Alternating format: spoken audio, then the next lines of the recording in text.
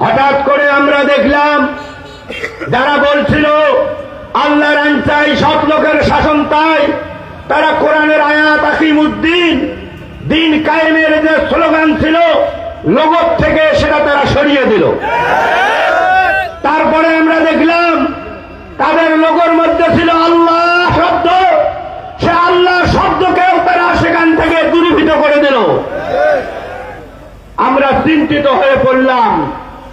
দেশীয় রাজনীতির জন্য, ক্ষমতার জন্য কোরআনের একটি আয়াতকে, একটি শব্দকে কি লোগো থেকে উঠে দেওয়া কতটা সম্ভব, কতটা সহনীয় হতে পারে? এরপরে চলল আমাদের আসন সমঝোতা।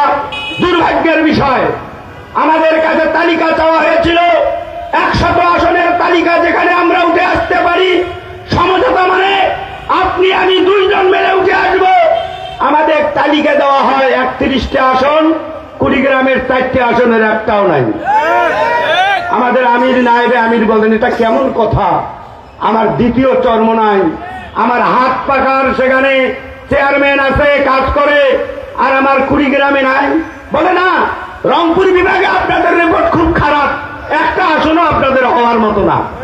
বলে তাই নাকি? আমার দ্বিতীয় দেন, দ্বিতীয় চরমনাই, সদরটা দিতে হবে। বলে না, এটা তো পাবেন না, এটা ইনসিভিক দেওয়া হয়েছে, এটা আন্তর্জাতিক বিষয়। বলে আমার উলিপুর দেন। বলে না, উলিপুর কেমনে পাবে? 1 বছর আগ থেকে লন্ডন থেকে ব্যারিস্টার হায়ার করে আনছি, সেটা কি আপনাদের দেওয়া সম্ভব? আমার সিলমারি দেন। বলে না, ওটা তো চাইতেই পারে না, ওটা আমাদের আসন। 1986 সালে একভাবে সিরাজুল শাহ সেখানে এমপি হয়েছে, ও আসন আপনারা চান কিভাবে? আমাদের আমির বড়, তাহলে বুঝি সমঝোতার নামে বান্দরবানের খাগড়াছড়িতে আমাকে ভোট করতে হবে? এটার নাম সমঝোতা? পরিকল্পিতভাবে একটি দলকে, ইসলামী দলকে নিশ্চিহ্ন করে দেওয়ার ম্যানিফেস্টো নিয়েই তারা অগ্রসর হচ্ছে।